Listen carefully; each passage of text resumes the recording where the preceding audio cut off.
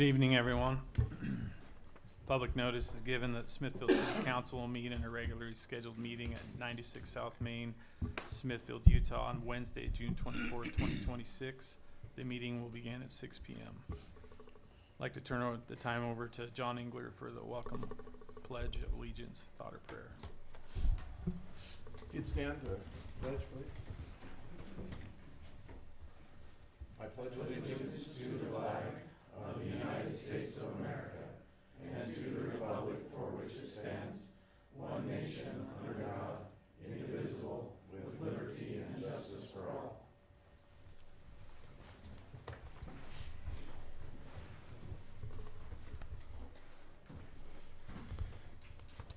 Our Father in heaven, we're grateful this summer evening for the chance to gather as a city and as a council. Grateful for all the hard work of our good and dedicated employees and elected officials. We pray that this meeting may be attended by thy Spirit, that we may be of clear minds and be kind and respectful to one another as we discuss matters of the city. Grateful for this country in which we live, and we pray that we can work to uphold the principles upon which it was founded. We pray in the name of Jesus Christ. Amen. Amen.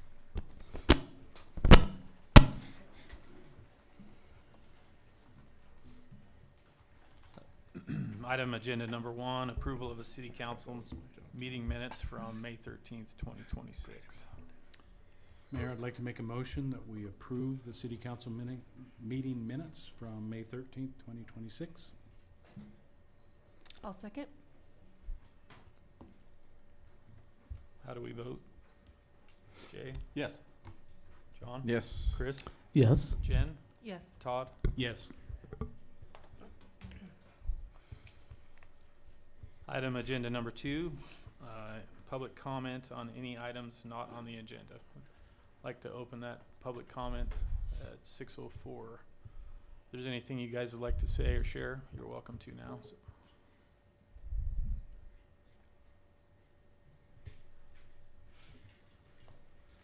Please state your name. You almost have to swallow the microphone. So. Understood. Thank you. My name is Andrew Jackman. I live on 135 West, 400 South. According to Smithfield City's Municipal Code, Section 8.08.050, whenever the chief shall disapprove an application, refuse to grant a permit for which application has been received, or when it is claimed that the provisions of the fire code do not apply, or that the true intent and meaning of the fire code have been misconstrued or wrongly interpreted, the applicant may appeal the decision of the chief to the governing body within 30 days from the date of such decision. May I pass these to you directly? This is a letter requesting that appeal according to the municipal code. Sorry about that. There you go. That is all. Thank you. Thank you. Thank you.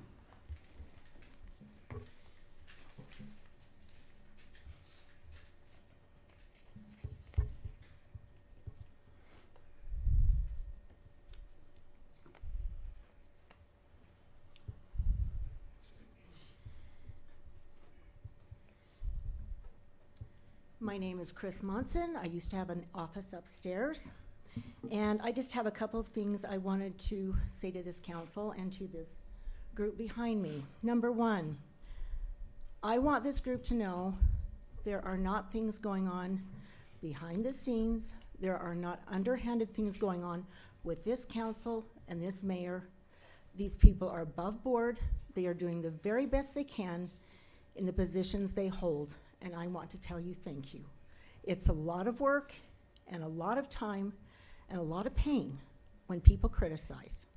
So I would like to say thank you, and I would like to ask those that keep bringing these things up to please not do that anymore, because I know how hard you work, and I know that you're not doing things you shouldn't be doing. So thank you. Number 2, I had to write this down, which is kind of weird, but I always had notes when I was up there anyway. As you're preparing this budget, this is a ton of work, especially for Justin, and I watched this over and over and over. These decisions are not made lightly. The budget is not made lightly. I know every single department head looks at every single entry in his budget and does it to the best of his or her ability to make sure that the budget runs smoothly. So whatever you decide tonight, I wholeheartedly agree, and I will be happy to pay those taxes with those increases if necessary by your decision. Number 3, our most valuable asset in Smithfield are our employees in this city. They need to be taken care of, including yourselves. Every time we brought up in the past 4 years raises for city council members and mayor, it was turned down because it's public service. This requires massive amounts of hours and work, and you deserve every penny. So if you choose to vote a raise for yourself, I wholeheartedly support that as well. Please give your department heads a raise. You lose them, you are losing years and years of experience, and they are the best in the business. I know them each individually, and I appreciate each of them, and they deserve every penny they make, if not more. Please vote yes for your budget and for your raises for employees and for yourselves. Thank you. Thank you. Thanks, Chris.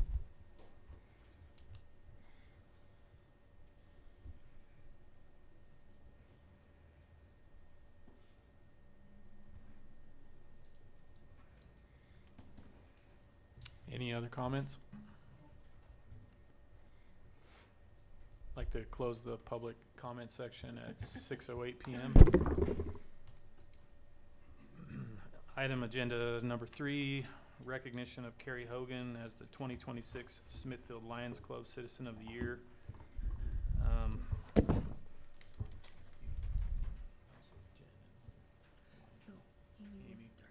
Okay, perfect. I'd like to turn the time over to Amy from the Lions Club. Okay. Amy Anderson, sorry. Okay. Good evening, Mayor, City Council members, city staff, and members of our community. My name is Amy, and I am the president of the Smithfield Lions Club. It is my honor to present this year's Citizen of the Year award to an individual who has made a lasting impact on the youth and community of Smithfield, Carrie Hogan. Carrie would come up. We did announce it at the youth theater production, but she was unfortunately out of town. She was out of town, so we would like to present this. I'll give you your little award. So Kari embodies what it means to be a dedicated community member. She is kind, compassionate, selfless, and generous with her time and talents. While much of her work happens behind the scenes, her influence can be seen throughout our community. When the Health Days Ambassador pageant faced an uncertain future, Kari stepped forward and revitalized the program. Through her leadership and dedication, participation has grown from just a handful of young women to approximately 25 participants in recent years.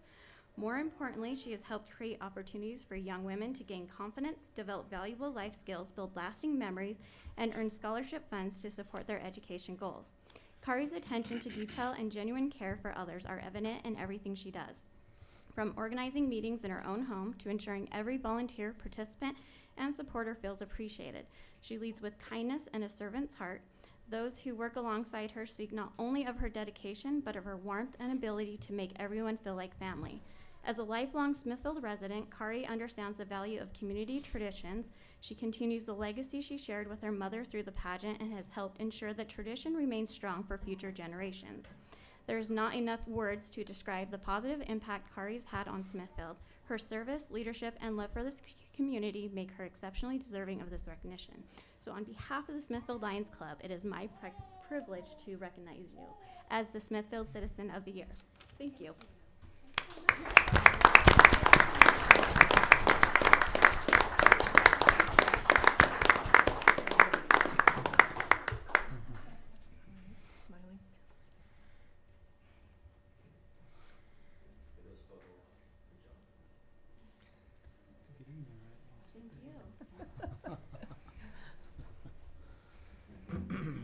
I just would like to add my 2 cents. I have the privilege of overseeing the Health Day Ambassador pageant, and I have thoroughly enjoyed working with Kari.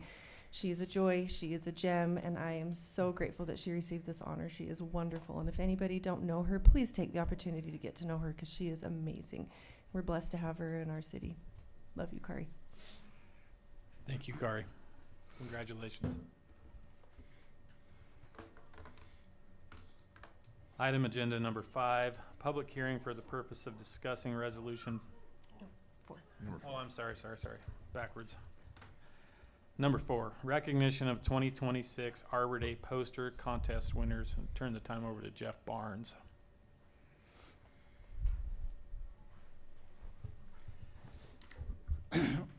So, we held our annual Arbor Day poster contest with all 3 elementary schools, all grades in all 3 of those elementary schools, including kindergarten and up through the 6th grade. We had a lot of winners. Our theme this year was America 250, trees of all shapes, colors, and sizes, and the students had a fun time with that theme.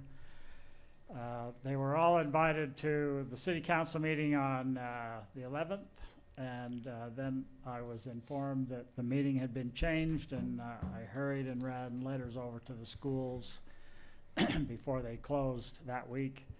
But it looks like we don't have any of the students here today. Too bad, because their posters were amazing. But I would at least like to read who the grand champions were from these schools. So at Birch Creek Elementary, we had Weston Nielsen and Elsie Sheffer as our grand champion winners. At Sunrise Elementary, we had, probably pronouncing these names wrong, Rhea Stokes and Walter Nielsen. And at Summit Elementary, we had Tylee Barlow and Corinne Rich.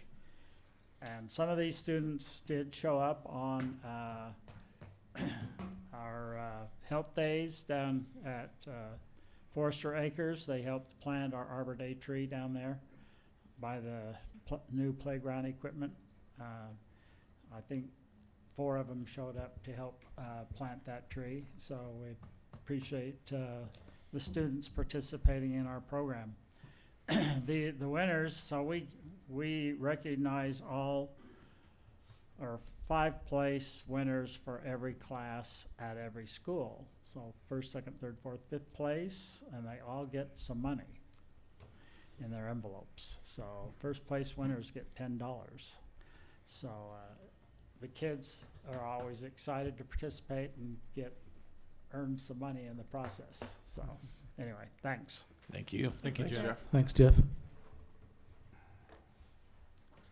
All right, not jumping the gun this time. So, number 5, public hearing for the purpose of discussing resolution 2026-06, a resolution amending the fiscal year 2026 budget, which is the period of July 1, 2025 through June 30, 2026. Okay, Mayor, thank you. We're going to go over some highlights, and then we can go over by more line item by line item if you choose. We are wrapping up our fiscal year as we end that on June 30th. So a lot more. We did a mid-year budget adjustment. Now we're proposing year-end.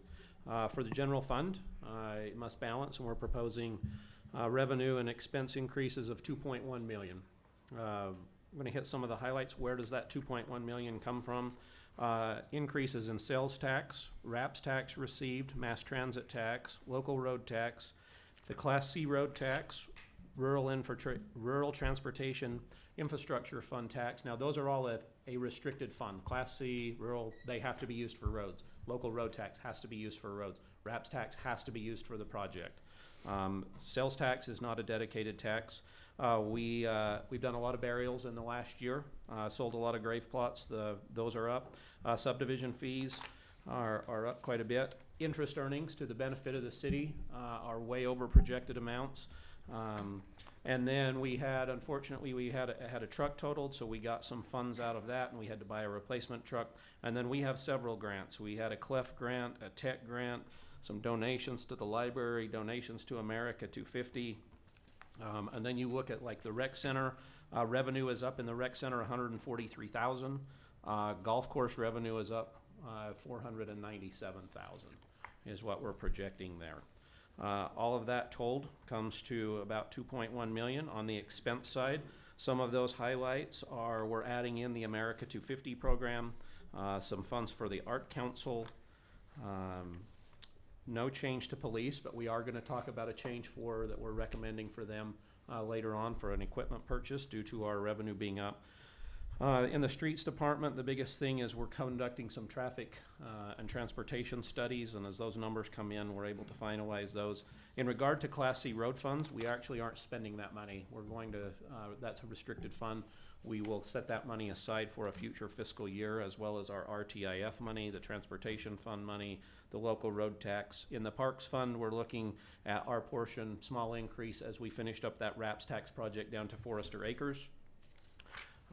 When you're looking at the Historical Society, it's for the Douglas Mercantile, which is now the Smithfield City History Museum, for that project as we moved on. The library, CLEF grant, ARSL grant, ILL grant. Small increase at the cemetery as we approved that new section. It required some professional engineering, professional map development. We're working through that. But the main thing that I want to point out, Council, on this proposal is the second to last item, the capital improvements of $522,000. That is actually a transfer. That is not an expense. Basically, in simplest terms, we are wanting to transfer money from our checking account to our savings account. In this case, it's from the general fund to the capital improvement fund. We have to budget for that. So we're looking at asking you to transfer it, not to spend it. Now, we are going to propose an expense in there, but that is for a transfer only. Pretty amazing year, again, for the fire department. Cache County Fire contract is up. FEMA grant, Utah Fire grant, BEMS grant, wildfire. The guys are out on calls now. We want them nothing but to be safe. With that being said, on the expense side, we have to account for wildfire wages. Some of the other things they're involved in, Medicaid expenses up, wildland fire, the wages. Credit card fees across the board are up. More people are paying with credit cards than ever before, and cash is less. That's kind of that's a hard one to budget for, and we're asking for an increase across in all departments. How do we allocate that? We actually allocate those funds to the admin, to fire, to water, to stormwater, to sewer, and to golf, so that they all pay their share. Rec Center's had another amazing year. Proposed revenue is going up $143,000, and expenses are going up $60,000. The golf course, proposed revenue increase of $497,000. Proposed expense of $401,000 that we want to talk about for a minute. So, Council, what we're asking on the golf side is we would like to buy with their, they've had a really good year, like they're several $100,000 to the good. We would propose that we would like to buy some equipment with their earnings. What we're proposing tonight is a dump trailer at $8,000, a spreader at $7,800. Now for one of the big ticket items, a fairway mower at $94,000. Very specialized piece of equipment. You just don't simply go out and buy a mower. I think we've seen those. We know what they are. Very different. The other thing we're proposing is in the new budget, we had allocated funds for a sweeper. That sweeper is actually available at a local vendor. We are proposing that we move the sweeper into this fiscal year and remove it from the new fiscal year. And so that's from golf. Now, as far as impact fees, stellar year for impact fees. As far as collecting them for parks, we're proposing an increase of $547,000. That is actual funds collected that we will be able to set aside and use for future projects, for future parks projects. That is also a dedicated fund. Looking at the General Capital Improvement Fund, what we're asking tonight, Council, is so you would have $601,000 in revenue. Now keep in mind $522,000 of that is a transfer. The difference is interest earnings on our funds. In the expense side, we have a couple of expenses that we would like to, that we need to approve there. One, if you'll remember, we had some ambulances that crossed fiscal years. This is resolving those. We had a crashed truck that we're replacing, so we received some revenue to replace that. Now we have to pay for it. But the biggest thing we're asking you to allocate council tonight is we would like to pay off 3 of the police department leased trucks. It is included in that $180,000. We don't want them to all come due at the same time. With interest earnings and some of that other revenue above projections, we are in a spot that we could pay 3 of them off by the end of the fiscal year. Looking at the Water Enterprise Fund, we're proposing revenue increases of over $800,000 and expense of only $28,000. That is, a lot of that is coming from dedication payments, from impact fees, from interest, sundry revenue, a little of everything. We have tried to be under on revenue, so when it comes in, we can hopefully set that aside. But we also have a lot of, as you know, we have a lot of water projects we need to pay for. Currently, we have 2 water line replacement projects we're working on. We're also working on a new 3 million gallon tank that is under construction, and then some other water line improvements there. In regards to the sewer fund, we're proposing increases of $162,000 in revenue, as well as, and then only $14,000 in expenses. City's growing, we get more revenue. We project that up front based on, we want to be low, but we also know we're going to add several hundred, well, not several hundred, that's wrong. We're going to add units every year as the city continues to grow. On the stormwater fund, we're looking at increases of $124,000 in revenue and only $5,000 in expense. Stormwater impact fees of $142,000. And then we get to the solid waste / garbage fund, and we're only asking for an increase of $4,859 on the revenue and expense side. So this is trying to get us through the end of the fiscal year. I'm super proud of when I look at the rec center, fire department, well, all of the departments. Kudos to all of them. They're all coming in under budget on almost all the items they're doing. Revenue is up when you look at rec, when you look at golf, you look at fire, coverage offered by the PD, what the library does, what the library offers. I'm super proud of the department heads and every single employee we have, as well as thank you to the council for letting us consider and do what we do as we trudge on to the end of the fiscal year. It has been a good year financially for us, council, and it's because of interest and the staff always looking for grants. Grants, or we do a lot of projects for grants, especially you look at the library, a lot of their programs. RAPS tax has been very, very good to the city, and fire grants have been very good. Police, we will always continue to look. We will always bring those back to you, whether it be a 50-50 match or 100%. The days of the 100% are almost gone, but we would never turn down a 50-50 if we financially can meet that. So this discussion right now is only on the current budget. It is not on the new budget and some things that we're going to talk about in there.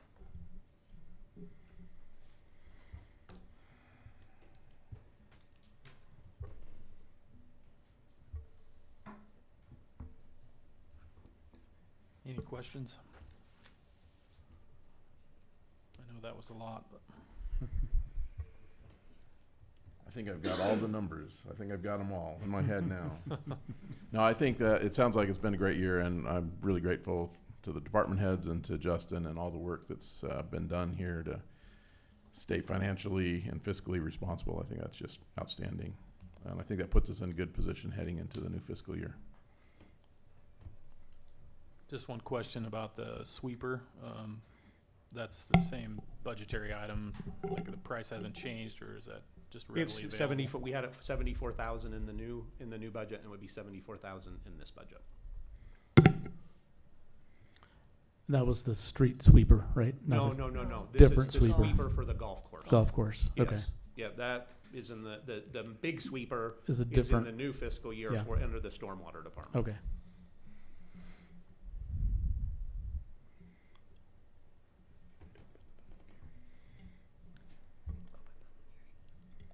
Sorry. Like at this time to open up the public hearing for discussion and public hearing for the purpose of discussing this resolution. So open that at 6:26 p.m.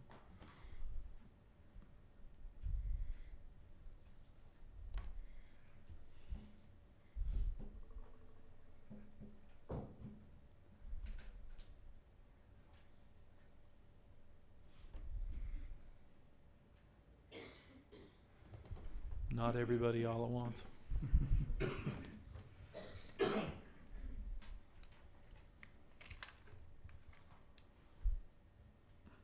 I'd like to close the public hearing at 6:27 p.m.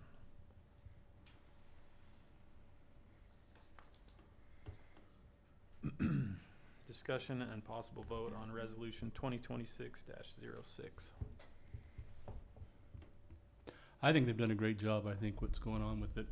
The year-end budget's always been kind of interesting to me, but I think they've done a good job.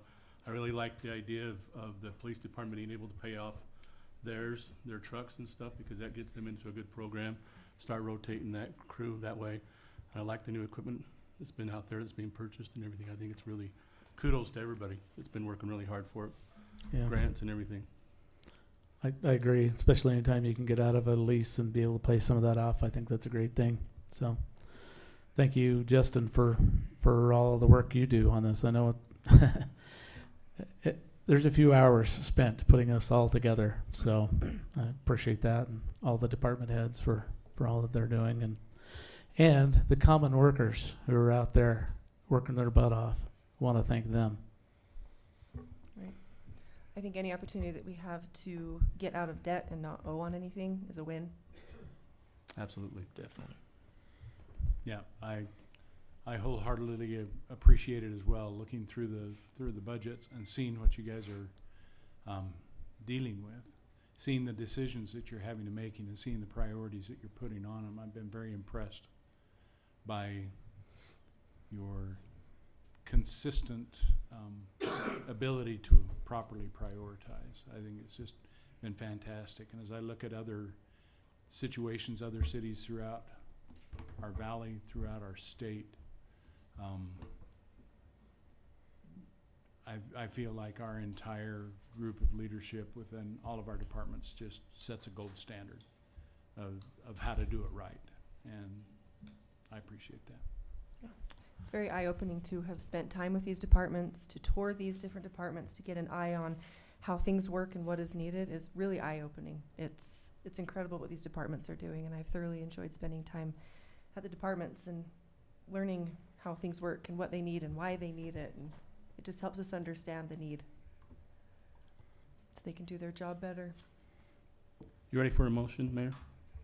I am. I'd entertain a motion. I would move that we approve 2026-6 resolution as written, and with kudos, congratulations to everybody who's worked hard on it. And I would second that. How do we vote? Jay? Yes. John? Yes. Chris? Yes. Jen? Yes. Todd? Yes. The motion passes.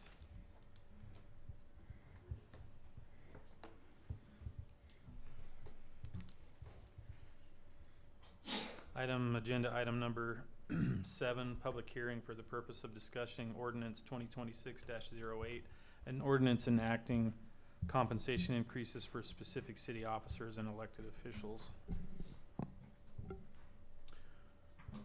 Mayor, as we draft this, it is required per Senate Bill 91 that was adopted in 2024. As proposed, some of the appointed officials as well as the elected have to be included on this list. I just want to point out a few things. The City Council has not had an increase since July of 2017. They went from $5,840 per year to $5,900 per year, which is a 1% increase. The council has not done anything since then. The mayor, the current wage of the mayor is $10,267 per year. There was one increase from July of 17 to current, and that was in July of 2024. A 4% increase was included. Went from $9,873 to $10,267. So I just wanted to point that out. As far as the wage for the golf superintendent, Zach took over for Chad Daniels after 41 years. Zach came on as the interim last year at a lower wage. Then he came on as the full-time superintendent, and I believe in October. And at that time, we had told him we would evaluate how the golf course and things were going. It was proposed that if everything went according to plan, that his wage would go from $88,000 per year to to $95,000 per year in July of 2026. As far as the other department heads go, the overall budget that we're not talking about that we will next includes a 3% cost of living increase as well as a 1% possible merit increase at the discretion of the department heads. The department heads, some of them had increases in December of 2025, so we looked at reducing the amount of their cost of living increase less than the other employees, as that was talked about. When you look at what does 2% mean, the average increase then, it's about, if you took all,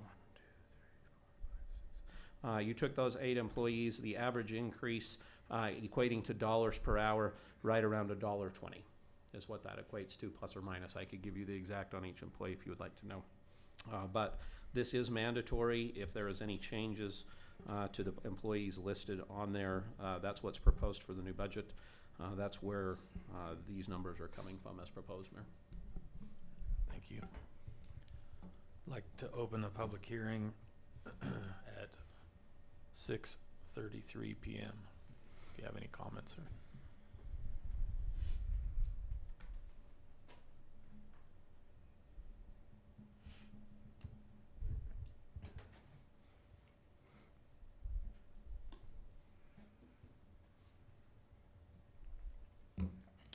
I'd like to close the, oh, sorry. Right under the wire. Yes, under the wire. Jeff Barnes. I agree with Chris Monson about your fees. While I was mayor, your fees were not increased. I don't think they were increased during Chris either, were they? So 8 years, you haven't had an increase. So I fully support this. Thank you. Thank you. Thank you. Thanks, Jeff.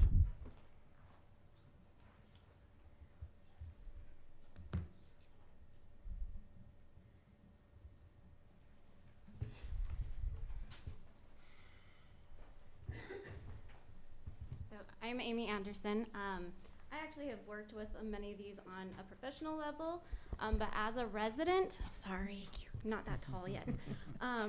But as a resident, I appreciate it. I know I have called Josh with problems, and he's been very quick to address those. Same thing with Justin and Brian and Clay here. So I appreciate all of the guys that work here, females too.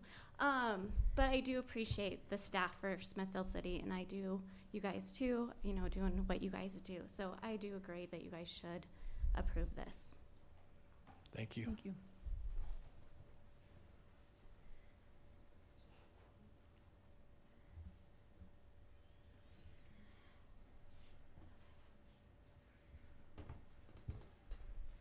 Any other comments?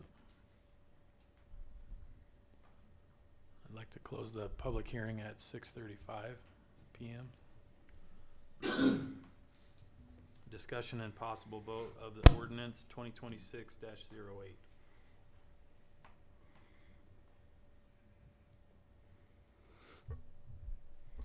I'm 100% behind supporting raises for our, the COLA raises for our department heads.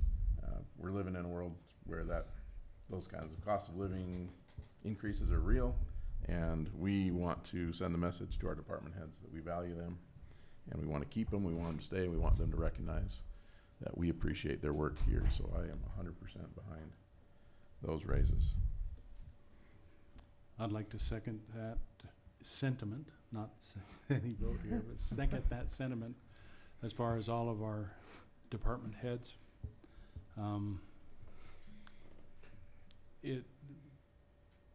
They deserve every bit of that compensation, and more than, you know, more than that. But I so much appreciate that. But I am going to go old school in my personal feelings on city council and mayor, is that we decided to do this as a service. And I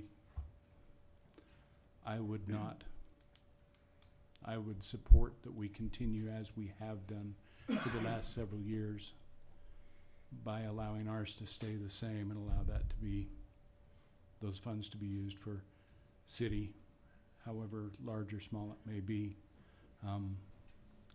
I feel it an honor to serve, and I feel like being compensated as I am to serve is more than justification for doing the service. And I don't feel like anything else is due, and I wouldn't support it for council or mayor. But I wholeheartedly support all of our department heads, absolutely. I agree. I feel the exact same way. I'm just honored to be able to serve, and I don't feel the need to be compensated for it. And I'm not doing this for attention or anything. I'm perfectly fine staying where we are. I didn't do this for the money. I'm very happy to serve. That's why I did it, and that's where I am. I would agree with Jen and Todd on the sentiment of not increasing the pay. I know for the city council, I'm speaking for myself. I didn't try to run for city council for any money. And my payment is the opportunity to interact and actually represent our residents. That is my payment, and I love it. So I think that's something important. I know that there are other cities that, there's some that are paying double what, and they have half the population. But that doesn't really matter. To me, I don't think we need to compare ourselves to other cities. I think we need to look at things for why we are doing them.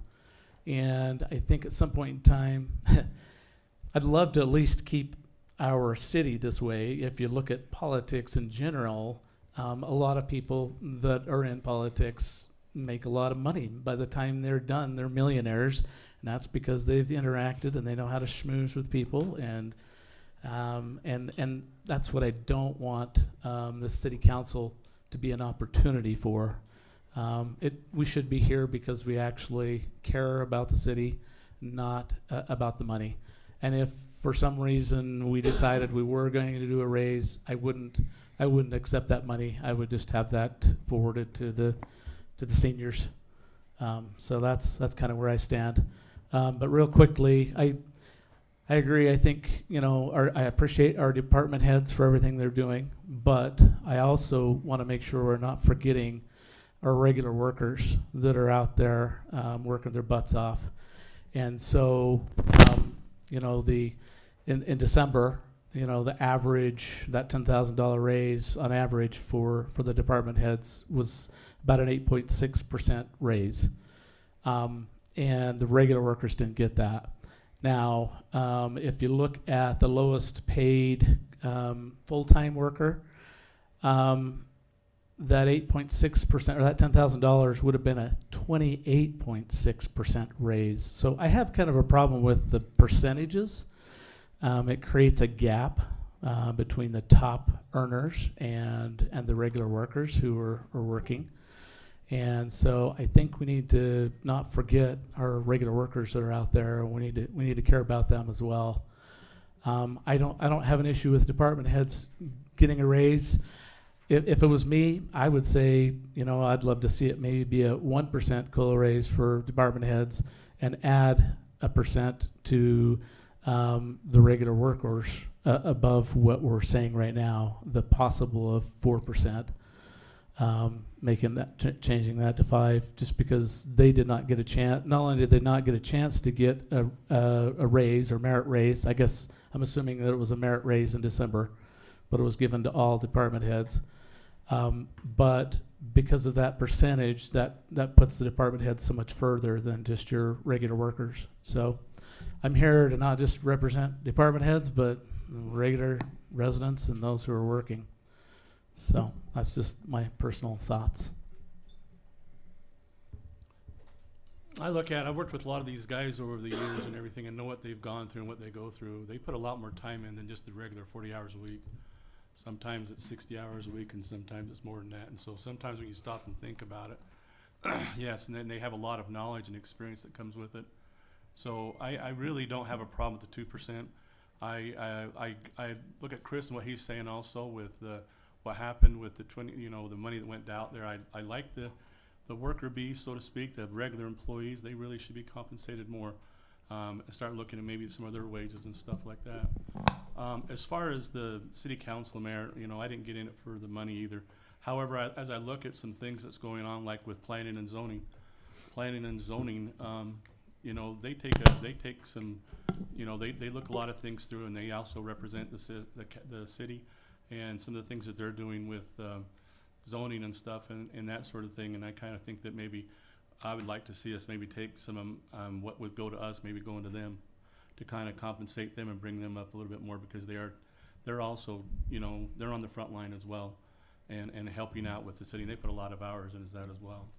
And so that's the way I kind of look at it. But I do agree that our employees, not only department heads are important to us, but the time and money we put into regular employees is just as important. And the department heads couldn't do their job without the regular employees.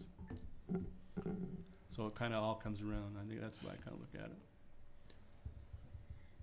Can I offer a comment there? So, just speaking of the future, in the past, including this year, we have done kind of an across-the-board COLA increase for all employees in the past, whether they're full-time, part-time. We've done that. We are looking at, the department heads have discussed, and all support, including myself, that moving forward after this year, that we go away from the COLA increase, that everything be based on a merit type system. So those that do really well will get more, and those that don't won't. We have not been set up to do that in the past. We have purchased some new software. We're going to do some evaluations differently, give some goals and things. So is that in place for fiscal year 2027? The wages? No, it's not. We budgeted that a little bit different. That's why it's budgeted the way it is. But moving forward, do we have a different plan? Yes. For all of those employees that are not department heads, it will be different moving forward. I will be visiting with the council and mayor moving forward how we want to deal with or handle the department heads, because they're a different situation. And so we would look at that. But moving forward, we are going away from a cost of living based system. As those evaluations take place over the next couple of months, the employees will be informed that they cannot expect a COLA increase in the future, that it will be based on them and what they do, not just a default. So we are making some changes, proposing some changes there, council and mayor, as we move forward into future budgets. We feel like cost of living wise, we've just reached a point that it's just not, it's not a default anymore, and we need to reward those that should be rewarded more than those that should not. So that's the process of what all the department heads are here tonight. You ask any of them, we've all met, we've discussed it for the last couple of months, what's involved in doing that and how we would need. It's actually going to require more work on all of their parts. They all support that and would plan on going down that road unless the council does a different direction. But we do want to go away from that in the future budget year. That's awesome, Justin. I support that 100%. Thank you. I have a lot of thoughts about all this happening right here. This is a lot to discuss. I hope that the residents of Smithfield are hearing what these council members are saying, is that not a single one of them is here for the money, and the money's not a lot anyway. But these are people who are dedicated to the service in the community. That being said, without a increase since 2017, that's basically a 30% reduction in the value of compensation for council members and the mayor. And that's significant, right? And it's not significant because the money matters to any of us here. To me, this is not a paid per hour kind of job. I think that money's significant because even though those of us who are sitting here now apparently aren't here for the money, don't need the money in that way, I think it's important that the money is available to elected officials so that those who may need the compensation for the work that they do if they're elected to this position is available to them. And I think that's important for future council members because elected positions should be available to anybody, even if their own salaries and wages at their jobs may be low and they still want to serve. That opportunity should be available to them. And so I think it's a legitimate reason to have a reasonable compensation and to keep putting off increases for council members, for elected officials, I think is a little bit irresponsible down the road. And so I honestly, again, I'm not here for the money, and I'm not doing it for the money, but I think thinking about future officials. Now, that being said, we've got a challenge here because it is a sticky spot to sit here in this seat and then say, I'm gonna vote me more money. No, none of us are comfortable with that, and those are the kind of people we all want in our elected positions, are people who would not vote for more money for themselves. By my way of thinking, maybe we should set in place some kind of process where those, whether it's COLA or whether it's a percentage of COLA or some kind of increase, is an automatic increase that just happens over time. Not a huge increase, but it does increase over time, where the council doesn't have to say every single time, I'm voting me more money, but that's just a standard part of the process, so that this, like, the council members don't have to be put in a really ethically challenging position that way. So those are some of my thoughts about that. I really would like to see the support offered for those who are serving and those who will serve in the future, even if the compensation would be important to them. I think it's important for the community to recognize and show their value to council members in the future. So if we're going to say maybe we don't vote for ourselves an increase for the balance of this fiscal year or the next fiscal year while we're still in our terms, but for a future council, maybe we could say 2 years from now we're going to say there's an increase of X%, and we're going to also put in place a standard overtime increase so that the council doesn't have to keep voting themselves more money. So those are some of my thoughts about how we can really think ahead and down the road for recognizing the value of our elected officials. I think your discussion there has got merit, John. I really do, and I think it's something we probably ought to think about and work on in this next year. I mean, technically, we're all volunteers. We're volunteering. I know what it means to be a volunteer. I've done it for many years. However, sometimes the time that we spend away from our homes, the compensation coming in does make, especially for families that have smaller kids and stuff, does make a little bit more easier for when they do have quality time, that they can afford to do stuff. And I think that's kind of an important part of it as well, which is kind of, that's the meaning of volunteer. You give into it, you get back what you get out of it. And but I think what you're saying has merit. I think it's something we ought to probably look at. It's something we can't decide tonight. But I think it's something we ought to look at in the next year and come up with a plan of attack so that we can methodically think this thing through and do something that's right for the citizens, but also for the council members and the future council members that might be sitting in these chairs. Justin, can I ask you a question? I don't know if there's a way to be able to do what John was saying because of the truth in taxation. Am I correct, or to be able to automatically do a standard amount that would just be given that's not being voted on? In this case, no. SB 91 from 2024 does not allow that.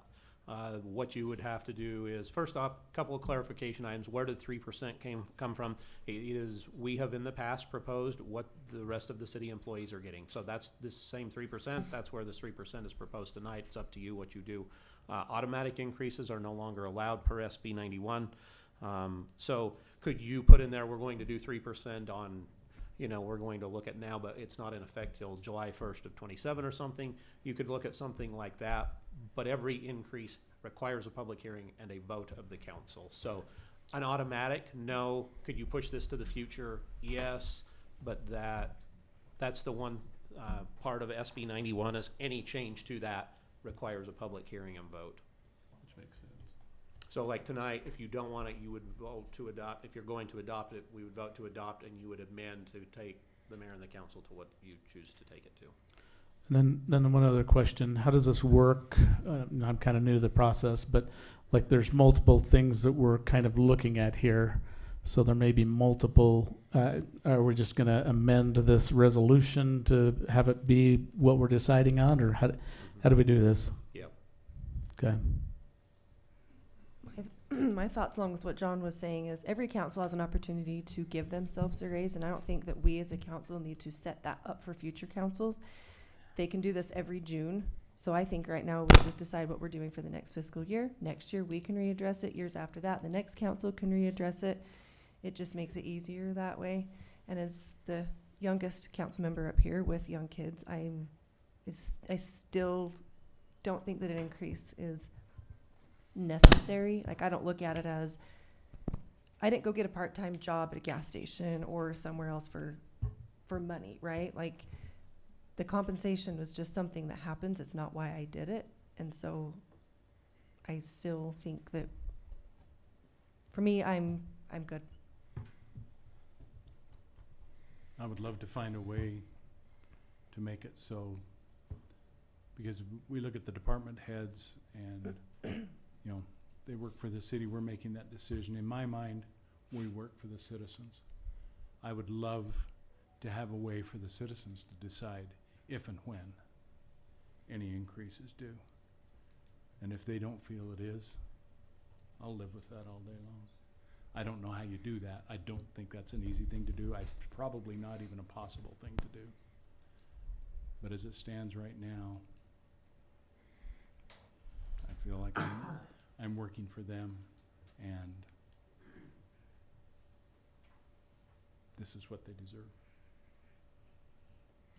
What about the possibility of having an independent commission or a group that would review on a regular basis, whether that's annually or biannually or every 4 years, and review compensation for elected officials and making a recommendation based on cost of living, based on the complexity of the job, because as the city grows in size, the job becomes more complex because we're not increasing the number of council members.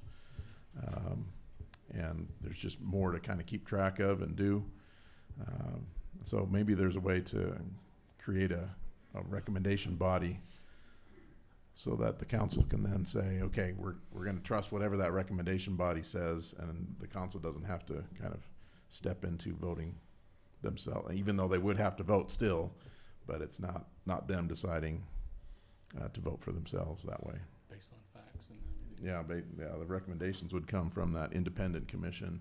The complexity there is that you as an elected official, you are the taxing body. We'd So still have to vote you on make it. the Yeah, we'd still have to decisions. vote on it, Yeah. but So what's the that- difference between Justin saying, let's just do a raise versus a committee saying you need a raise? Because either way, we're voting on it. So I guess I'm not seeing the difference, because it's still coming to us to be voted on, whether it's coming from Justin, whether it's coming from the residents, whether it's coming from an appointed body. We still have to vote on it.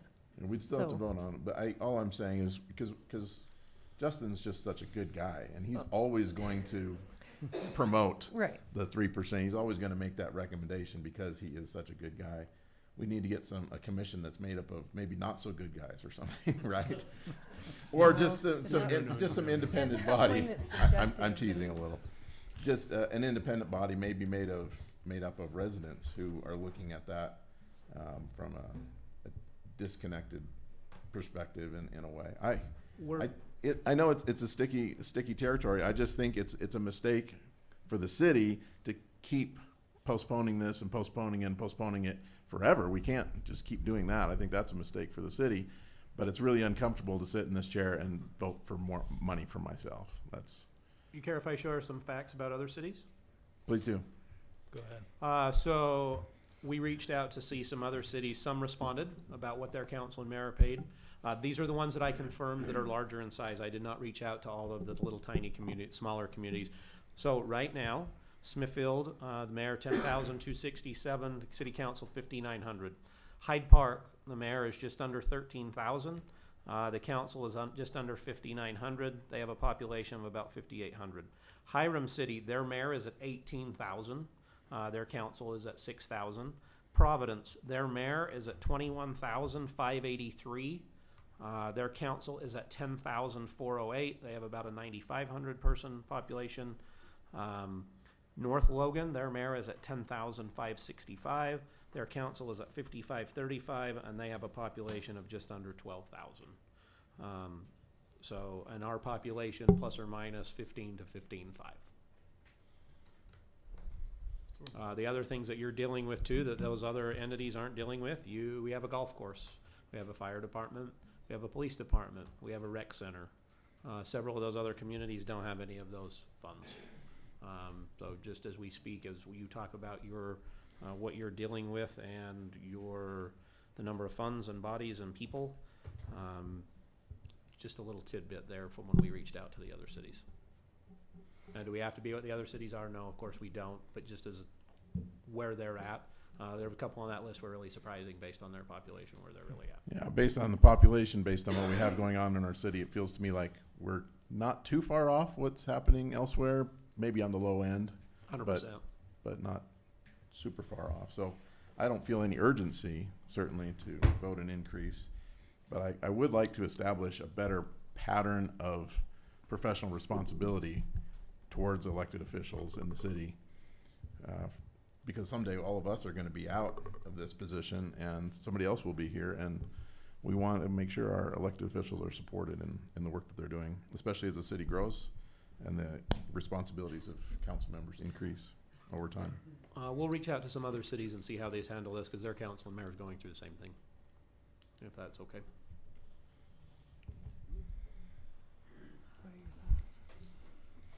Mayor? I'm not here for the money either. I enjoy the job, so my fear is that you turn it into this gross anomaly. Like North Salt Lake City has a similar population to us. The mayor there makes $42,000 a year. City council's like sub $20,000 a year. So I guess my question is, what's the point of? I agree with what John is saying, but to what end? What do we gain by being appropriately wage managed? I guess is does 4 years from now, 8 years from now, you're going to have the same problem. So I guess that's I don't know what's the purpose of increasing the wages, because we're all going to vote them down. I would hope that all of us are in a similar situation where we're not here for the money, right? Right. For me, the best compensation we could ever get is to have residents who care, who are involved, who do their research, who reach out to us. Like I said last month, that would be the best compensation for me, is just having engaged residents who care about their city enough to do a little bit of work. That would be all the payment I would need, honestly. I agree 100%. It's a pleasure to serve in the city and to work with the residents here. There's no question about that. That's its own reward for sure. And it's great to have this council chambers full tonight. Thank you for all you for being here. So Agreed. I'm just so grateful for the residents who do care, and there are a lot of them who reach out, and that's awesome. And I just want to say, even though I am thinking differently than you guys, I appreciate your perceptions and your thought processes, and I totally understand where you're coming from. And so when I'm talking, I'm speaking for myself personally, that no matter what we decide, I'm not gonna take any more money than what I'm already being given right now, and I would just forward that to a different entity like the senior group or something like that. But I just wanted to say I do appreciate your thought process, and it's great that we're not all the same. Is that good? Oh, it's good. It's good. So moving forward, it sounds like we want to make a modification to the resolution. Just do it part of the motion. Yeah, Yeah. when you approve, you just say. Can we make a stab at it? I move that we accept the motion as presented, 2026-8. How's that? Thanks, John. And that, however, with the amendment that we remove the city council and mayor from getting a raise, but all the department heads get their raises. Does that sound okay, Justin? Yes. I second that. How do we vote? Jay says yes. Thanks, Jay. John? Yes. Chris? Yes. Jen? Yes. Todd? Yes. Motion passes with the modification to remove the mayor and city council.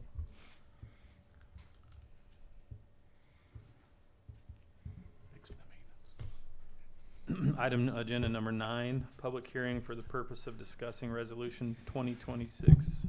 Oh, I'm already sorry. Wow, am I off here? Let's see. Number 9. Yeah, I'm sorry. Public hearing for the purpose of discussing resolution 2026-08, a resolution updating the prevailing fee schedule of the city specifically for garbage, recycling, and green waste utility rates. Let's turn the time over to Justin. So we started the process back, many months ago. Really started in January with department heads, came to the council. Our hope was that we would not have to adjust any utility rates. That was our goal from the beginning. We have not proposed anything for water, stormwater, sewer. We are proposing a change to garbage. It has reached a point. We got our recent renewals within the last month and some other information. So the current garbage rate was put into effect in September of 2022. The current recycling and green waste fee was put into effect in July of 2023. We just got our notification from our carrier from Econo Waste. They'll be going up another 4% again on July 1st. They have in their contract that they can go up 4% in July of each year. They have done that the last couple of years, and we have absorbed that 4%. We have not pushed that forward. We have been notified by Logan City that they're going to be going from $38 a ton to $40 a ton for the landfill fee. Garbage cans are going up. We don't charge the residents or anyone for an individual can. We include that in the price. We've been able to include everything else in those prices. So what's proposed tonight is an increase to the residential recycling of 30 cents per month from 7 to 7.30. Commercial recycling 13 to 13.60 or 60 cents a month. Green waste from 9 to 9.40 or 40 cents a month. Probably one of the number one questions we get is, why am I paying green waste year round when I don't get that service year round? We simply divide it over 12 for ease of use. If we did not do that, we would divide that number. You're going to pay the same over 12 months or over 9 months. We do it over 12 so that for consistency, but you would be, if you're like, I want to go to only the use months, then we would have to change our billing schedule and increase that because you're going to pay the same. The proposal is 40 cents, $9 to $9.40. The 90-gallon black garbage cans, an 85% increase from $20.15 to $21, and the 60-gallon cans from $17.90 to $18.65, which is a 75% cents increase. This would be effective if adopted on the billing that go out at the end of July, and it is all based on our pass-through costs. When you look at like the carrier cost, you're like, what is their cost per month? We're basically going up 50 cents a can per month. So we tried to keep this as low as we can. We do own our cans, unlike some of the other cities. I'm adamant that we stay that way. I feel like that is what is best for our city. We can control the carrier. If we had a falling out with the carrier could move on. We would still own our cans, and we could hire a new carrier to replace them immediately. Some cities also limit commercial to only a specific body that can be there. You can have any commercial carrier you want in Smithfield. We allow all commercial carriers in the city. Commercial carriers are not affected in this increase as they contract independently for their service outside of possibly commercial recycling. But unfortunately, council, we've reached a point. Last year, we were right on the tip with that 4%, but we were able to absorb it. But like I said, the last increases were September of 22 and July of 2023. We appreciate Logan City. Logan City, the one nice thing we have with Logan City has always been very good to us. They gave us ample notice when that contract went away. We prefer to pay them directly so that the carrier cannot mark up the tipping fee or the carrier or the landfill fee. So we pay them direct. We pay Logan City direct. We pay Econo Waste direct. We buy the cans direct. We handle that a little bit different than some of the other municipalities that contract with one entity, and that's all rolled into one. So the proposal tonight, council, is a small increase. We are very well aware of what other entities are doing with property tax and some of the other things they're considering. We're trying to keep this as low as possible and trying to keep it right around that 4%. And that's about, we're just a little bit over that if you run the actual numbers. But that is what is being proposed tonight, council. Is this the first increase we've had since we signed the contract with Econo Waste and since we went that way? So we had to do an increase when that went into effect, but This is the first one since that then. one. Okay. Yes. And then is that contract, is it with Econo Waste, is that on the horizon, or is it a 5-year, 10-year? It was a 5-year, and I would have to pull it. I can't remember if we signed it in 22 or 23. So But it's, we will it could certainly be putting some- that back out to bid when that time comes. Okay. Econo Waste was bought by Robinson, who was turned around and recently bought by Republic. Okay. They will honor that contract. The only change that may come of that is we may see a baby blue truck in the city rather than their white trucks. But everything will stay the same until that contract is fulfilled. But we will certainly, when that time comes, be putting that back out to bid. Put it back out a bit. Okay. 100%. Cool. I don't think there's anything with this. I think it's just a pass-through, like you said. I don't think we have any way to deny it. I don't know. Yeah. So I'd like to open the public hearing at this time, 7:08, for any comments on this resolution discussion. Anybody want to have a garbage discussion? Okay.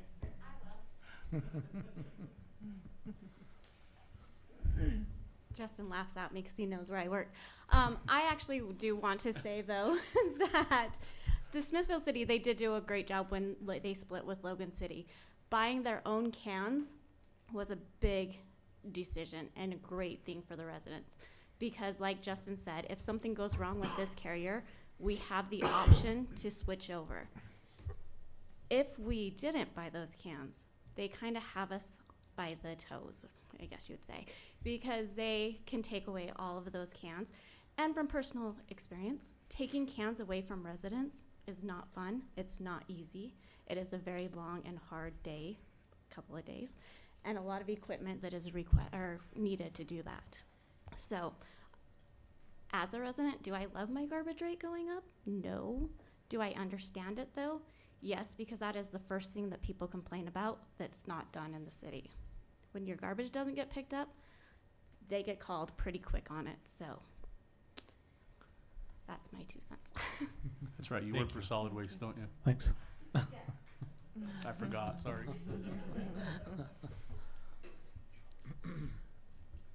It's my understanding too that many other municipalities have had significant rate increases, multiple rate increases, right? So we haven't. One city I talked to that is south of here, they've had 4 since they're started. Wow. Are there other cities that have bought their cans as well, or are we one of the few? So Smithfield, Richmond, Lewiston, and Cornish all own their cans.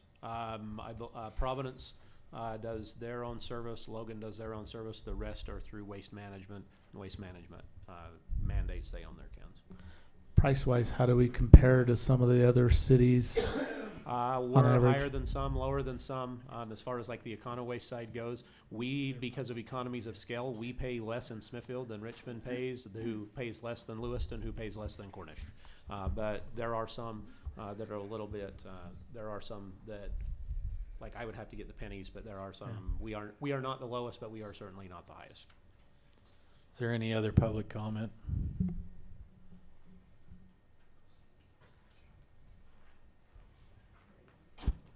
You know, if if you have a well-landscaped yard and you manage that yard, you have green waste continually.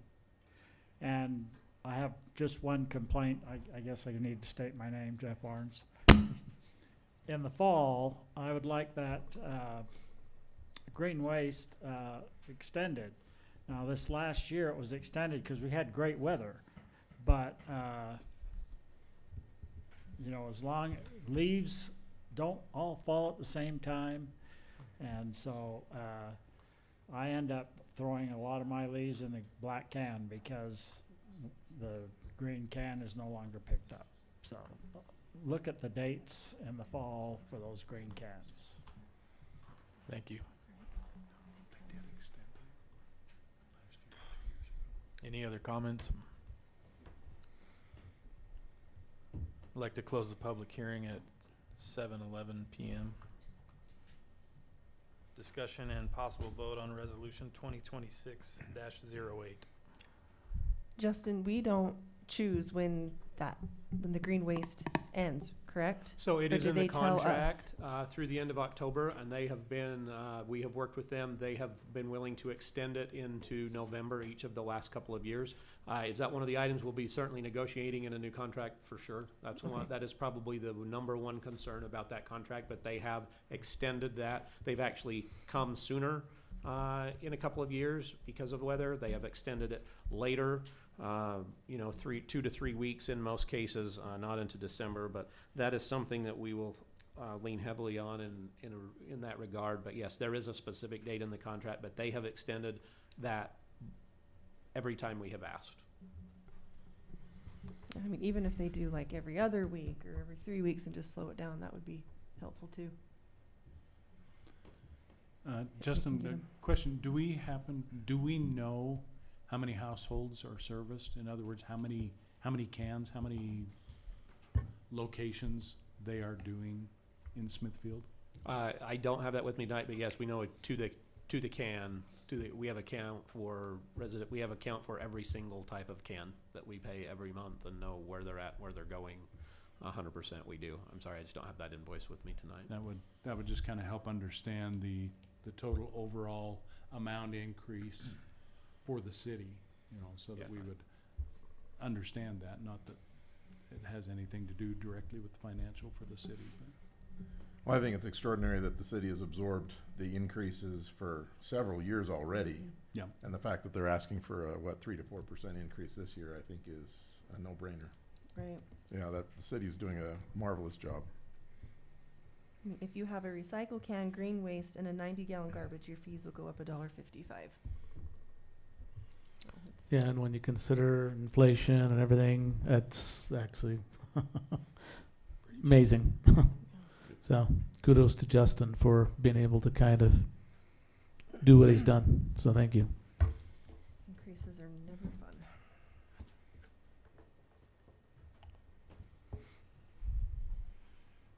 Ready for a motion? I'd entertain a motion. Excellent. I'd like to motion that we approve Resolution 2026-08 as presented. I'll second it. That's Jay. We'll second it. How do we vote? Jay?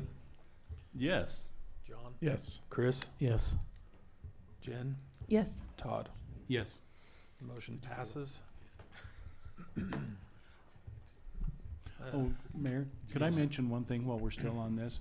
Just because some people here may not understand it, but there were over time some indications that people thought that as it was happening, that some trucks were coming and picking up trash and recycling with the same truck at the same time, therefore mixing them. I'd just like to re-clarify, as we did previously one time, that is not in fact the case. They may have very similar trucks. They may even turn the same truck around and come back out for one of the others, but they are not and never have mixed recycling and garbage. I had my wife believing that for years, so. Thanks. Thank you for clarifying. She was writing the license plate numbers down. So Oh dear. Head her off at the pass. it is the same truck. She's like, okay. All right. Item agenda number 11, public hearing for the purpose of discussing Resolution 2026-07, a resolution adopting the fiscal year 2027 budget, which is the period of July 1, 2026 through June 30th, 2027. I'll turn the time over to Justin. Okay, council. Want to talk about it? We've talked about it every month for the last few months, but there have been a few changes since last month. We were able to finalize, so we are not proposing a property tax increase this year, but we were able to get that new number. We have adjusted that. Our property tax revenue is estimated at $2,099,212. We are super excited. We got 3 RAPS tax applications approved, one with the Children's Theater, Youth Theater, one for the Smithfield History Museum, and one for a safety project at the golf course. Those have all been added in since the last meeting. RAPS tax has been very good to this city. We've done a lot of projects over many years. With that, if you see a Cache County Council member, please thank them. They are very instrumental in approving our projects. We also, as far as expenses go, we made a small adjustment to some of the IT items, adding a little bit more each year, as we had our IT representative come in a couple of months ago. We did not add anything substantial, but we looked at adding like couple $1,000 to those line items. We did on the Children's Theater increase and add the RAPS tax in there. We did on the Historical Society add in the RAPS tax application there.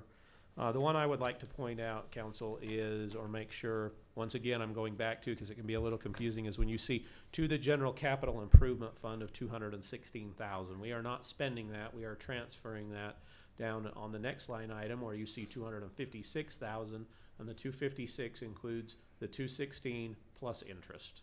Now, on the revenue, on the expense side, we do purchase some equipment through there. There are going to be, when I get done, council, a couple of changes. We're going to ask you for an amendment as this is proposed based on some recent information. We also removed the golf carts that we originally had in this budget, as they were able to get those this year. And then we added in the safety netting project. On the General Capital Improvement Fund, we did add in, we got a bid to the crumbling stairs on the east side of the library. We added in some funding there to take care of those.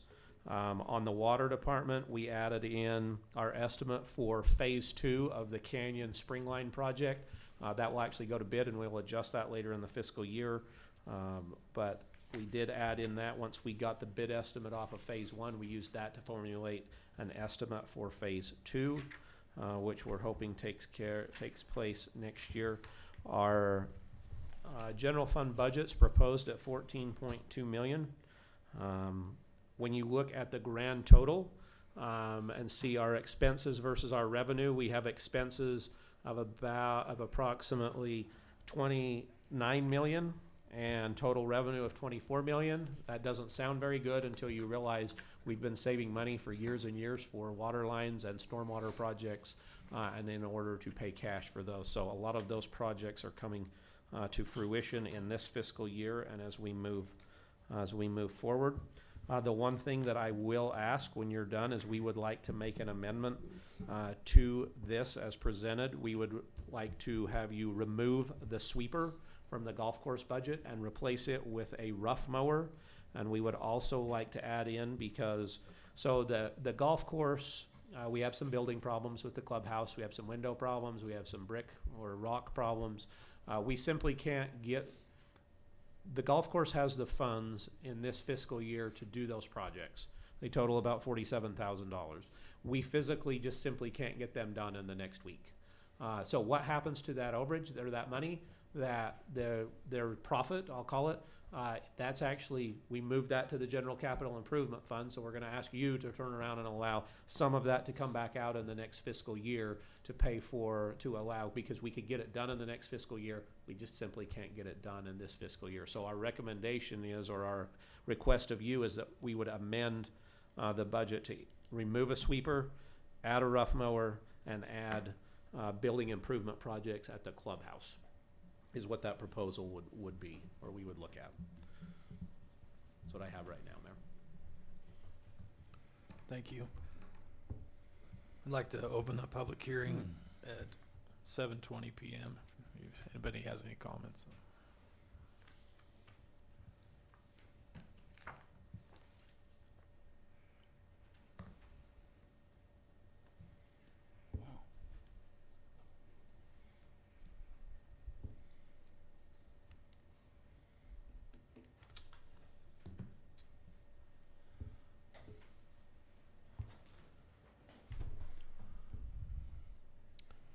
That being said, close the public hearing at 7:21 p.m.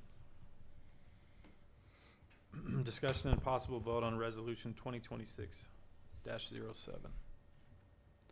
I would like to compliment the department heads and all the department and Justin for, putting the budget together is a long and endurance process. And to get that together and trying to hit it on the head every year is it's just a testament to their professionalism. And I think they've done a great job with this, and working through the numbers and everything and trying to project what needs to happen. And then also working within their 3, 5, and 10-year plans. I mean, that's where it all comes together, is building on what we did last year and doing it next year and the year after that. And that's where the savings comes in, and I think the cities and departments done a very well in that area. Congratulations, I think you did a good job. Completely agree. Thank you.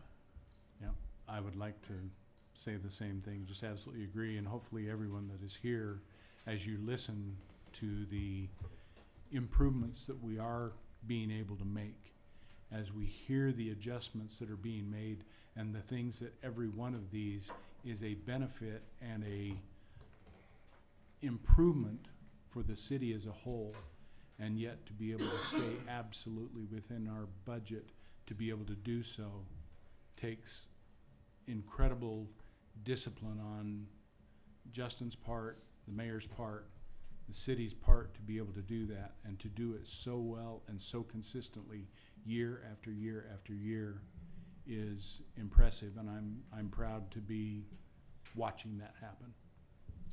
If I could add to that, Todd, with no property tax this year, and I think all the citizens should recognize that there's no going to be a property tax increase, and I think that's really says something. That's actually pretty astonishing, considering that with the inflation that we're seeing right now, and the city is fiscally sound to the point that we don't need to raise property taxes this year. That being said, I want to just be on the record of saying we probably should be increasing property taxes most years, considering inflation, considering the growth of the city. As the city grows, it becomes more complex, and that just, if we're not raising property taxes regularly, I'm not saying it has to be every year, but regularly, then we're actually getting behind on the revenue that the city needs to stay fiscally healthy. But as has been pointed out, we are in a really good spot, and I love what's happening. Rec center revenue is amazing. Golf course revenue is amazing, and those are just fantastic. And all the departments that aren't revenue generating are being very responsible with their revenues, with their budgets, and so I think we're in a really, really great spot. So well done. There's nothing like trying to dig through all of this and asking questions to Justin, and he's got all the answers to help you appreciate really how big this is, trying to put this all together. I've got a lot of admiration and a lot of respect for the time that's been put into this, and it's definitely been in a very good way, fiscally conservative way, where we're trying to make our money count the best.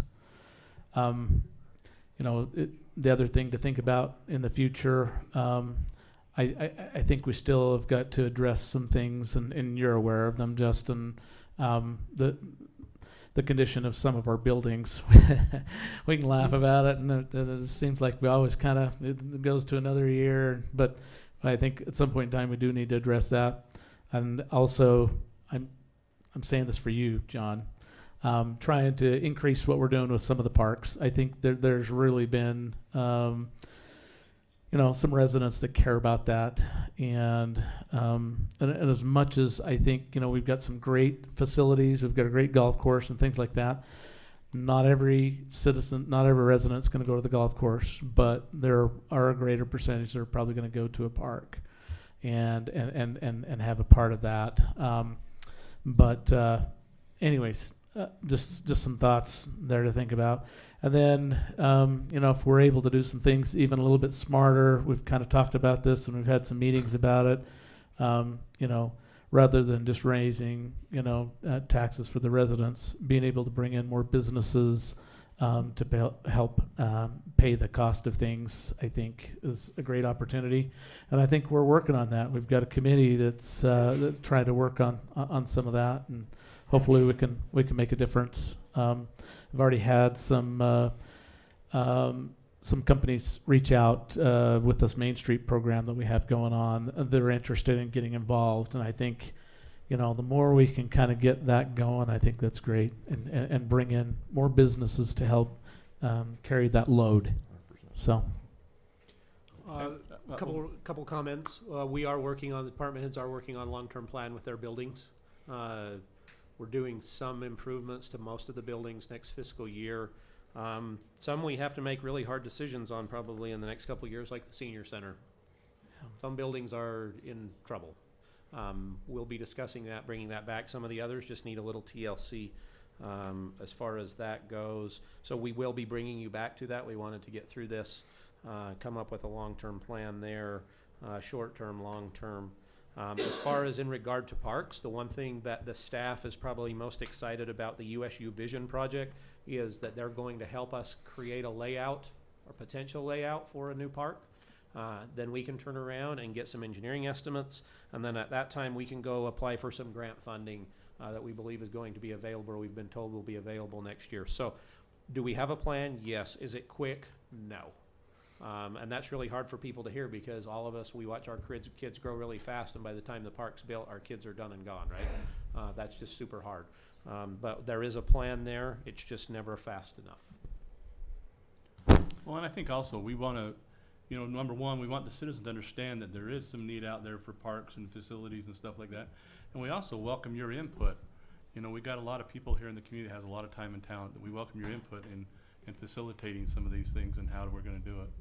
And I think that's an important part for the citizens to get involved with that as well, because it's going to be in your neighborhoods. This parks are going to be your neighborhoods and working there, so just like to say that. Our last bond was in 2015. Super proud of that. Proud of that. That's a lot of councils, mayors, and department heads done over a lot of time. In regards to the park, it was hard to write $1 million check, but we did. And we're super happy that we have that land, about just under 12 acres. But now it's time to come up with a plan and move that next step forward.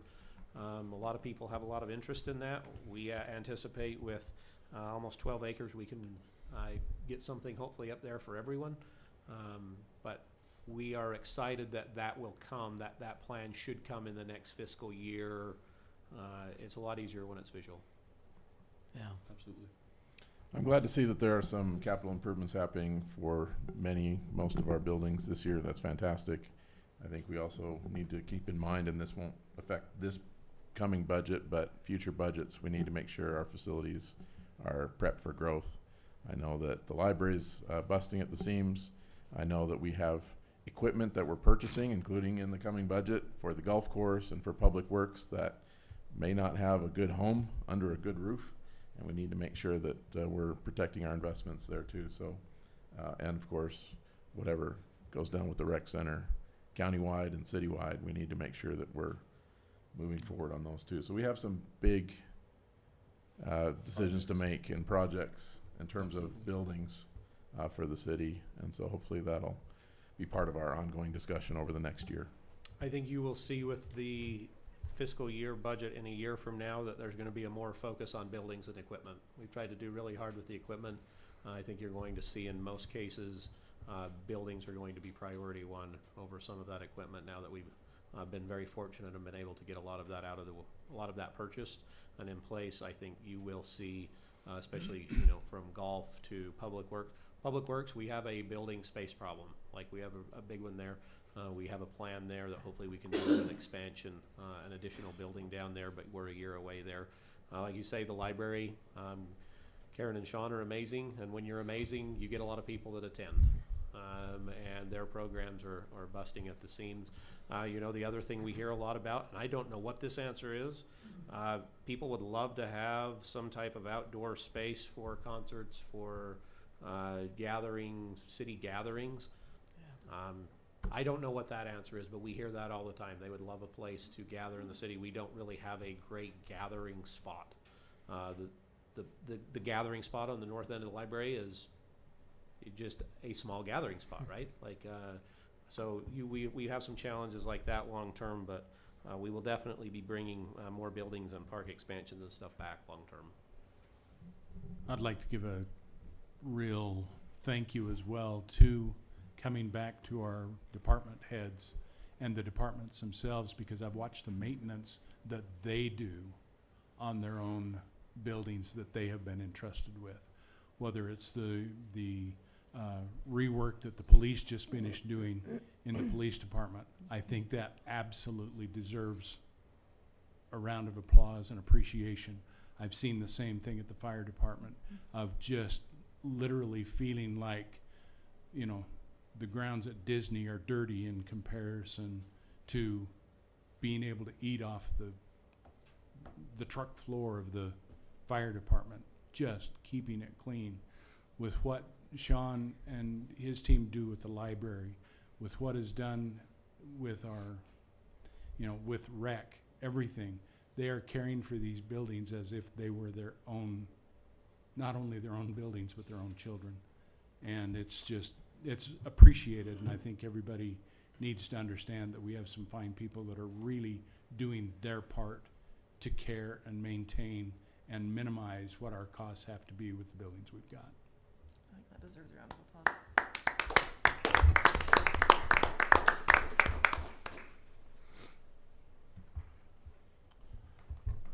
Where are we at, Mayor? Any more discussion? I would entertain a motion. Okay. Who wants to take a step? Sorry. So Justin, what amendments do you need with this? So we would ask that you amend resolution Did you 2020. want to come up? Yeah, I okay, Did sorry, we I close the saw hearing your yet? Did hand, we close the sorry. hearing? Yeah, the hearing's closed. Yeah. Did you close it? I He closed raised it, his but- hand as you were talking. I'm sorry. Yeah, I apologize. My name's Andrew Jackman. I was trying to find some more detailed information about the budget.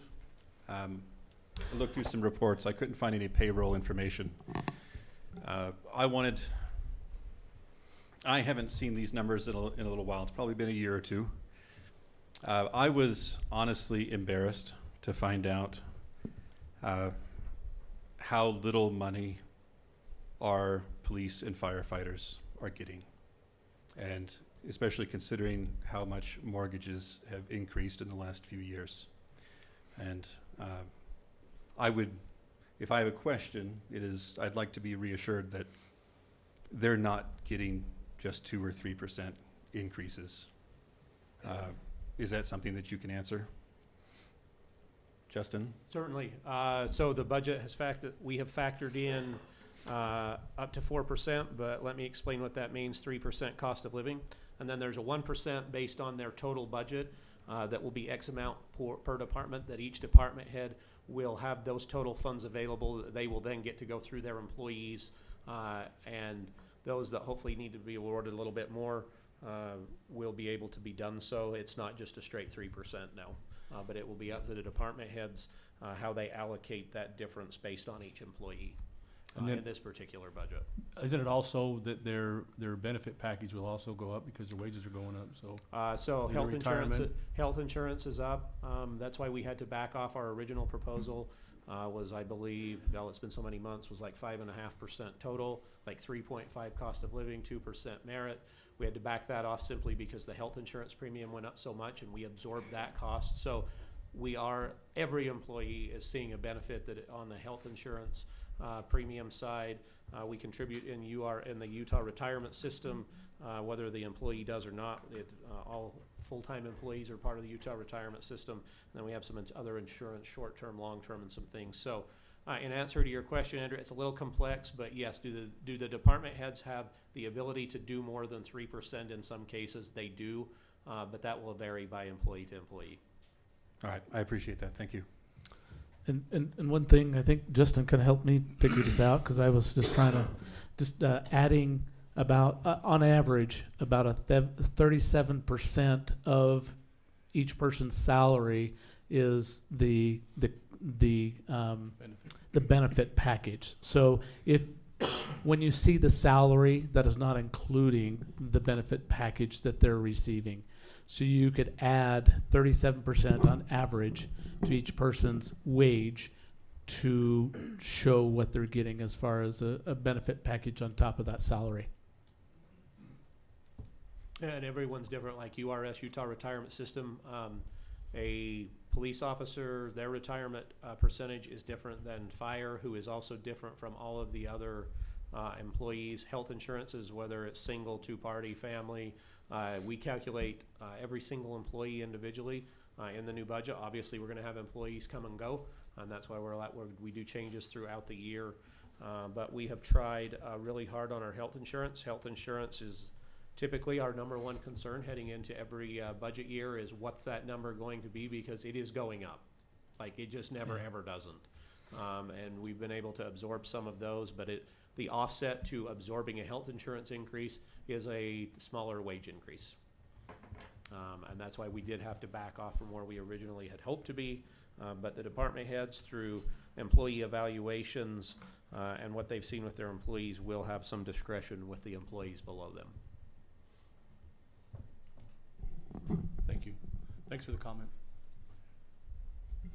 Now, in answer, Jay, to your question, we would ask, if you're going to adopt it, that you would amend it to remove, you would amend the golf, we would amend to remove the sweeper and add a rough mower, as well as add for building repairs and maintenance for windows and rock work at the golf course, is what we would like to include. So we would be removing one item, the sweeper, and then adding windows, stucco rock work, and a rough mower.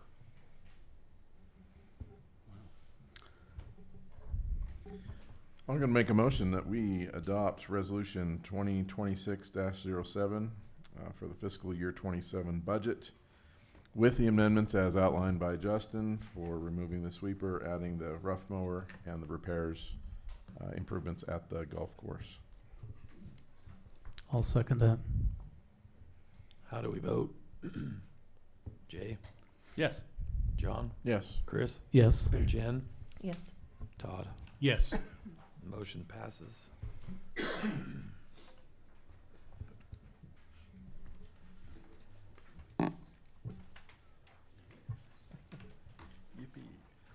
All right, agenda item number 13, city manager report.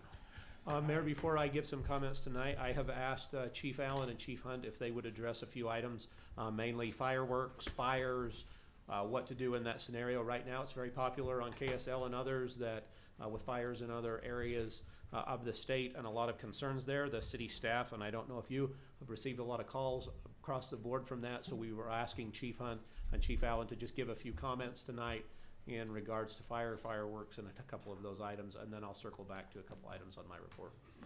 Chief Hunt.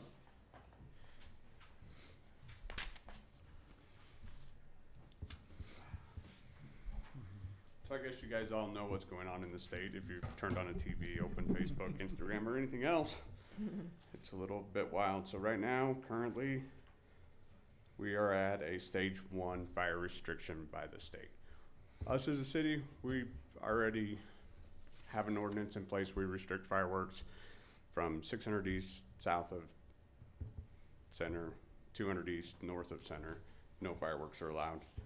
The state has gone to level 1 or stage 1, which means no fireworks, no smoking and dry vegetation, no exploding targets, no cutting, welding, grinding metal and dry vegetation. Grills, stoves, and propane fire pits are allowed. Campfires are allowed in improved sites with a pressurized water source. Come Friday on the 26th, we're moving to level 2, which means no open fires at all of any kind, and the only devices that will be allowed are pressurized gas. So propane or natural gas. So these areas include anywhere outside of the city limits for those. So the city's ordinance will still trump that. So the east of 600 east and 2nd east restrictions will still be in place. But outside of the city limits, there will be no open flames at all. What was the date it's going to level 2? Or 26th. 26th. Right. Okay. Yep. Friday. Yeah. It'll be Friday. Or they're anticipating that. Yeah. Good. I agree. And if you're concerned, so am I, but we're supposedly getting thunderstorms rolling through here tonight that are supposed to be producing dry lightning. So rain's not gonna hit the ground, but the lightning might. So, You know, with the wind blowing, that's gonna make it worse. yep, and then this weekend, I don't know how much it'll affect up here. They're expecting high wind warnings this weekend, which are going to affect the fires down south. And if you want an example of what those fires are doing, in the first 30 hours on the Cottonwood, it ate 30,000 acres. That's 1,000 acres an hour that fire's moving. And as of today, it's over 60,000. So they've got 900 firefighters on it, and it's still moving that fast. And still 0%. 0% containment. At the same time, they're still trying to battle the iron fire, which is only 9% contained. So, Didn't there order evacuations for Maryville and yep, Circleville? yep. It took the ski resort last night. Ryan Head, Mm-hmm. Took the lot. Not Eagle Point, Eagle. Eagle Mountain. yeah. I don't ski that far south, so I don't ski at all. I snowboard, but not that far south. It's a little dire right now, so we'll keep our forces up. We'll be out and about trying to help remind people where they can and can't do it. So You know, the interesting thing when fires get that big, and Jeremy knows this too, but they start to create their own winds, their own tornadoes, and they almost take a life of their own. And so it might not be windy, but the way the fire is burning, it'll actually create its own. we saw it last year on the Monroe fire. That fire tornado that fired off, that was caused by the fire. Mm-hmm. So My point is that we're not exempt here in Smithfield either. There's a great potential, especially up around Smithfield Canyon and up in that area. So we all need to be vigilant and mind what the orders are. yep. Can you share with everyone how many crews Smithfield has out on wildland fires? Right now we have one Type 6 that's out, and they're actually out of the state. They're down by Ely, Nevada right now. Okay. They've deployed before these fires started breaking. So right now, we called Northern Utah, which is the agency that controls it. They have we call putting a truck on the board. So agencies call around, they'll put it on the board, then as requests come in, they'll send them wherever. We called them today. There are 0 trucks on the board, and they're still getting hundreds of requests daily. So anything that makes it on that board's going to get sent somewhere. So, and from what I heard today, the Cottonwood fire is becoming a federal fire. So they got a federal management team coming in, which will bring EMAC teams in from all over to try and get a hold of it. Chief Hunt, so we also, make sure everybody understands too, as we're sending resources out, we're not cutting our city by any means. We still have backup resources and backup trucks to handle the emergencies that we will have here. So we're not gonna cut our city anything. And if it does come to that point, you'll probably withhold them, is that correct? We'll stop it. We've built this system over a lot of years, and Councilmember Downs knows because he was part of that build. We still have 4 Type 6s in our city right now. We did build these trucks specifically to go out and do the wildland deployment, so we are not depleting our resources that are here to protect the city by going out and doing that. It's an addition. Which is a great benefit because your people get out there, they get trained, they bring that experience and knowledge home. So, and they win, we win, it's a great benefit. That's why I bring it up, is just recognize that we are able to help. Thank you. Thank you, Chief. Thank you, Chief. No, as far as law enforcement on the enforcement side, like Jeremy said, they generally have crews out, the 3 days before, 3 days after the 4th, 24th, helping us out because we will get dozens of calls. As far as what we do when we respond, obviously if they're an illegal firework, we'll seize them, but most of the times when we show up on scene, first of all, we have to catch the people doing it, and they'll generally start off with a warning, and then any subsequent violations, we will issue citations for shooting the fireworks outside the boundaries. Chief Allen, so, I've had this before. If citizens are concerned about illegal fireworks, like they feel like their neighbors are shooting them off, what should they do? So if they call dispatch, the non-emergency dispatch number, that's the best way to get law enforcement dispatched out to the incident scene. That's what we'd prefer. Like I said, we'll have a couple of guys out during those nights, but we get dozens of calls, so we're not everywhere at once. We'll try to handle as many as we can, as timely as we can, so that we can address all the issues, but there's a backlog of calls at those times. I think it's important for the citizens to understand and know, and coming from that side of it, this year we're seeing dryness and things that they're unprecedented. And I know we all like to celebrate the 4th, but however, I think everybody needs to take a step back and go, you know what, this year we need to really be conscientious of what's going on. Right. Because I think it doesn't matter, and understand if you set a firework off and it causes a great big fire, you're gonna be on the hook for it as well.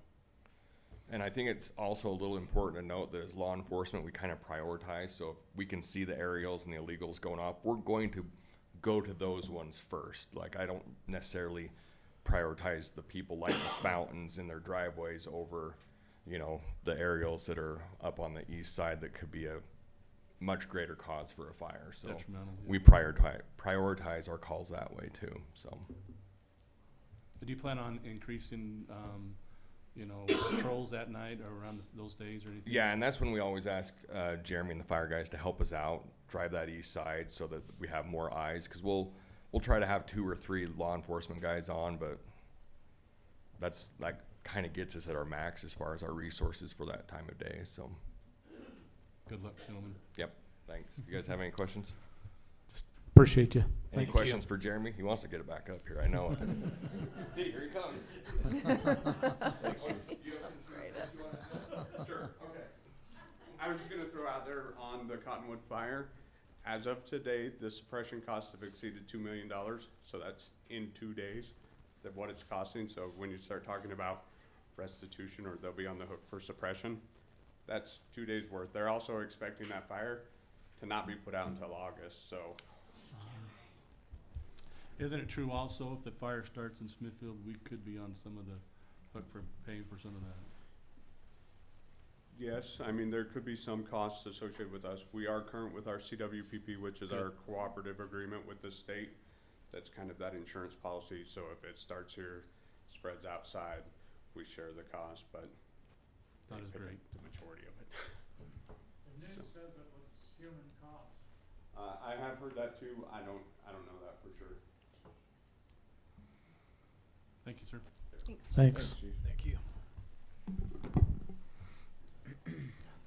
Just a couple of comments, Mayor. We are super happy that we are done with the budget. We don't want to talk about it for a little while, so we're going to get away from that. Here's some totally worthless facts as we finish up with my comments tonight. Since July of 1st of 2025, we have had 195 new units either be built or under construction in the city. We are currently in the process of updating the cemetery map both online and in the offices for the new sections the council approved. There are 4,937 active utility accounts. We have 58 full-time employees, 4 full-time job openings, 46 part-time employees, and 45 seasonal employees during the summer months. When we are fully staffed, we are right around 150 total employees. Within the next 2 weeks, the button engaged flashing lights on 800 South, 250 East, 800 South will be installed and functioning. Since July of last year, the police department has had 4,409 incidents, issued 2,090 warnings, and 944 tickets. The fire department in calendar year 2025 responded to 1,646 calls of service, or an average of 137 a month. One last item, even though it is an election off year in the city, it is through the county. The city still is involved. Dana is involved with the primary election and the general election. She helped last night lock up and secure the facility, the box, and deliver those ballots. So even though we are happy to not be paying any money, we are still involved with our friends at the county. The county is good to us on our election years. We try to return that to them on when they need help, and Dana covers that for the primary and the general election. And outside of that, unless you have any comments, I don't have any more tonight, Mayor. Thank you, Deanna. Thanks, man. Vehicle Agent 99. Agenda item 14 is council member and mayor reports. Anyone like to start? I'll go ahead and start. Thank you. Just make it really quick. I know we've been here a long time. First of my committees, Historical Society. Things have been going well. Hopefully everybody got a chance to see or has had a chance to recently go through the museum over here. It is continuing to progress. Things are not done yet, and we are actively seeking bids to be able to do some further structural work upstairs to be able to develop and finish that. So it is continuing to progress. We're super excited about the RAPS tax money that was received as well, which is going to help us be able to continue to do things and make that even better. On the tree committee side, we have not had a meeting for a few months. However, Jeff was able to cover some of the original things on the Arbor Day poster contest. And also, we've been looking at and wanting to make sure that we don't have a use it or lose it situation, and we're trying to take the last bit of money that was in that department for the year and be able to continue to get one or more additional trees. Somebody gonna break out an old 45? Not me. There we go. So, that will be continuing. Hopefully we'll be able to get word on where we place that. Jeff is committed to be able to get that tree and get things moving on that. We will find out where that's going and let people know in case they're interested in that. So both groups are healthy and active. I know there were some communication in the way that some of the trees were being trimmed this spring. There were some good responses that came back to that from the tree committee, in that sometimes I don't think everybody realizes some of the city requirements, height-wise, outreach over the street, etc. So some of the trimming does not look like it was trimmed 100% for visual, pleasing visual things, but they were trimmed as pleasingly as they could be to still be able to meet city requirements for clearance and everything else, so we do not have vehicle damage to vehicles or damage to the trees from vehicles. So hopefully everybody can understand that.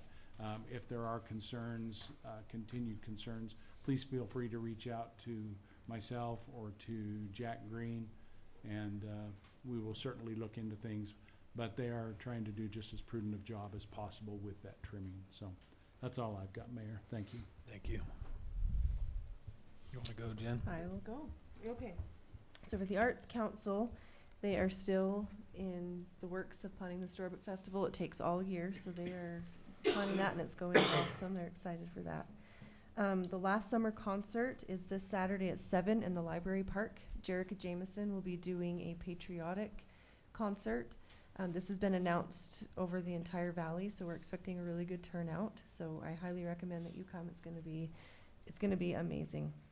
There will be food trucks there. They'll be there at 6, so come get food. Get there early. We expect a big crowd, and then the concert starts at 7. It lasts an hour, just over an hour, and it's awesome. I think it's worked out really well to have the concerts in June versus spreading them out one a month.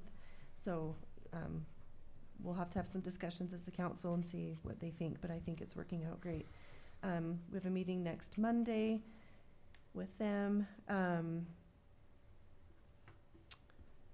The Health Day Ambassadors, they have a parade this Saturday. It's the Idaho Days Parade, and then we've got 3 more after that: Hyde Park, Lewiston, and North Logan, and then the Royalty Hisslefield. Their duties. That's all I have. We did have a couple of the pageant young ladies come to our Mayor's Association dinner, right. and Right. they're impressive. They're They doing are. a great job. So They are lots of wonderful. comments there. It was good. So. Yep, and they're still interested in serving if anybody has ideas. Yep. Awesome. Thank you. We've got our youth council. For most of them, they're taking a little bit of a break during the summer. But there are some of the exec council who have already been put together that'll be meeting this Saturday. They'll be helping with the 12 crossings run there. And Lily King is the new mayor. She's been involved multiple years. She'll be a senior, so she's the one that's always got a smile on her face, and she does a great job. So, anyways, we're excited for that group. 15. We had 15 more people that had applied this year than in the past. So this is going to be the largest group that we've ever had.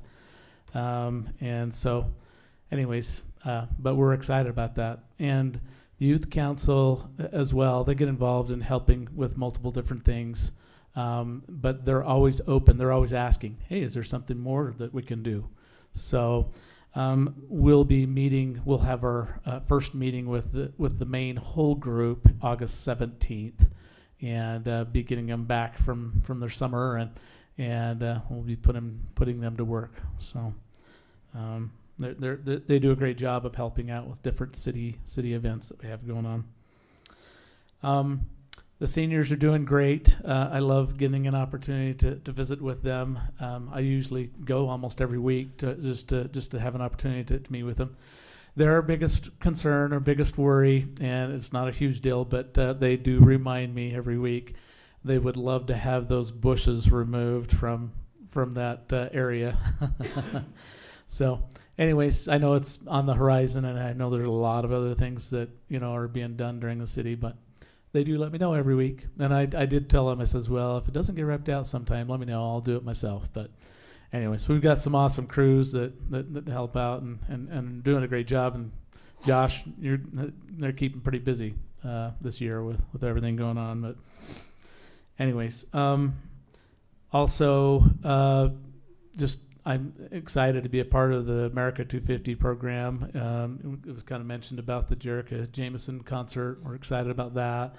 That's she's our own local talent. She's amazing. And then obviously we have the July 5th. Now, Lisa Schmuel has done such an awesome job running that committee with America 250. We're so grateful for her. But we do have one big grand finale July 5th. That'll be a Sunday evening at 5 p.m. And that's at the Merlin Olsen Park. Now, originally that was going to be at our own Mac Park, but it quickly got larger of a group than we originally had anticipated. And so it's going to be people county-wide are going to be involved in this. They're going to have over 100 people that are singing, and so we moved it to Merlin Olsen Park. So any of you who think that it's going to be at the Mac Park, it's not going to be there. It's been moved to Merlin Olsen Park, 5 p.m. on July 5th, and we're just asking people to bring their own picnic dinner, bring their families. I know with the America 250, we've had what was that? The coin little scavenger hunt. Yeah. And we've had a lot of people that have been participating in that. The winners of that scavenger hunt will be announced at that July 5th meeting by the mayor. So, anyways, great opportunity to get out and be involved. So, anyways, that's all I've got. Thanks. Thank you. Just a few quick updates. The Bonneville Shoreline Trail project is moving along. Sunrise Engineering is reaching out to all the affected landowners and finalizing negotiations for the exact route of that trail, but that's coming along well. The library is very busy this summer, lots of great programs. So we're thrilled to have what the programs they're offering in addition to the programs via the rec center. So we have just so much for our families and our youth to be doing this summer. Our community development committee didn't meet this month, but we continue to work on building priorities for our USU partnership that will, we're just 2 or 3 months away from starting that, so that's exciting. The Chamber of Commerce kind of takes a break during the summer because of summer schedules, but they'll be ramping up here soon again too. So things are going well. We're just having fun for the summer, really. That's what we're doing. Summertime. Okay. Mosquito abatement. Okay. At the meeting, they were all a buzz about their fogging. Here we go. Anyway, some interesting things about the fogging. The fogging is going on right now, so you guys all know that they're driving up the trucks down the street. If you have a reason that you do not like the fogging, there is a way that you can go online, go on their website, and request not to have your area fogged. Okay, but however, understand that if there is like a Nile virus or a virus that's been detected in the mosquitoes, that trumps everything, and they will still do it. But there is a way that you can, because there was some concerns with bee owners and stuff like that, and they said that the bees are mostly dormant at night, so it doesn't affect them, it affects the mosquitoes. But however, if you do have that concern, you can go online and request them not to fog in front of your residence or your property or whatever. As far as police department's doing great. As you guys know, they're restructuring, going to have some more, sounds like some more promotions. So they're working on that, and Chief Allen's doing a great job with that as well. The fire side of it, the fire meetings, that's the never-ending meetings that's going on. Just so you're aware, we had a meeting with the North End mayors and fire chiefs and EMS personnel last Wednesday night. Very productive meeting. What came out of it was they're discussing on operations, funding, future growth that could happen within our areas up here in the north end of the valley. The south end of the valley did a similar thing. They have different problems than we have because of the way their ambulance is structured down there, where ours is all comes out of our department here. It's much easier than what they're dealing with down there. So they're really doing some good things. There's going to be some follow-up meeting coming up. We're going to meet back together, and then that stuff will be taken down to the fire board. And by the way, this was all at the recommendation of Mayor Rudy. He put together a great email that came out that kind of said, okay, hey, this is the direction that we need to go in, and kudos to him for doing that. It stood up, and that was really great. As far as the fire board, the fire district board is concerned, there's a meeting scheduled for Friday, but we don't know if it's going to go on or go off. They're discussing more, and Mayor can go into that more, but they're still discussing like structure, adding more people to the board, more mayors to the board, that sort of thing, the voucher system and stuff. And so it's still in progress. However, there's a lot of stuff that you're going to see in the papers now, and a lot of things that are going on and being said. All right, if you really want to know the truth, get with the mayor or myself, and we can help you out understand what's going on, because there's a lot of moving things that are going on, and there's a lot of talk going on with it. And get with Chief Hunt. Chief Hunt can, he's been involved from the beginning. Get with Chief Hunt, and he can actually explain it to you as well. And I encourage people to find out the truth before they really start saying this, that, or the other. So other than that, Thank you. happy summer.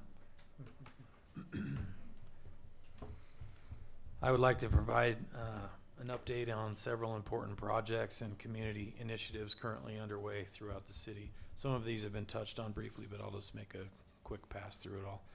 Phase 1 of the stormwater project on 1000 South continues to progress.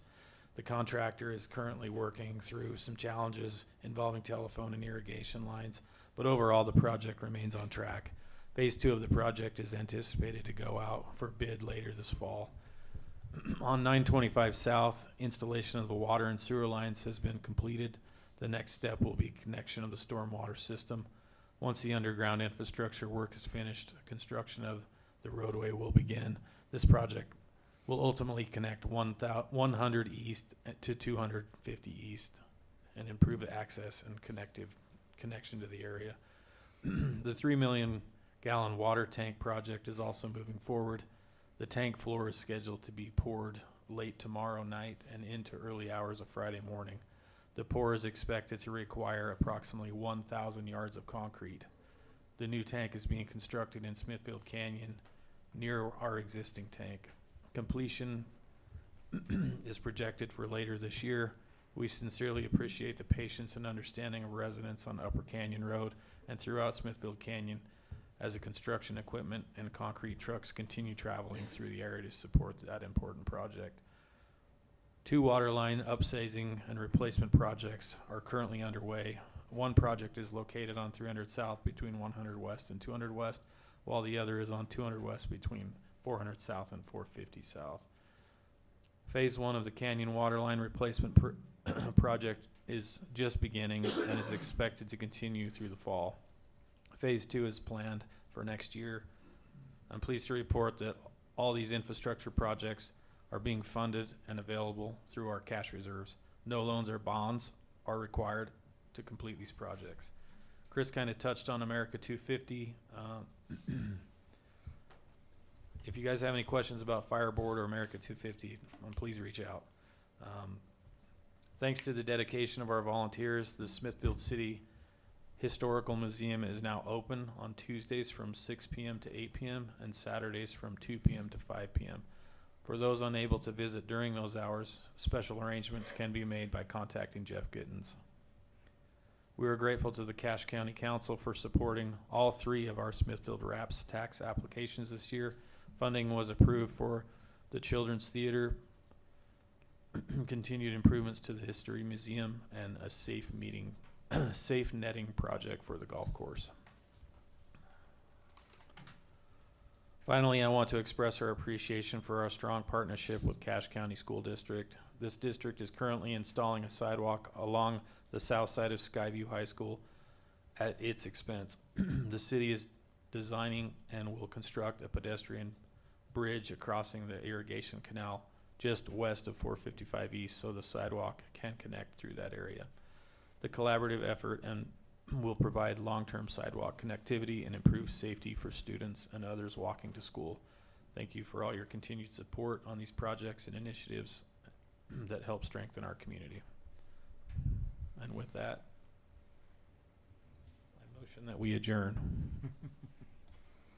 Motion we adjourn. A motion?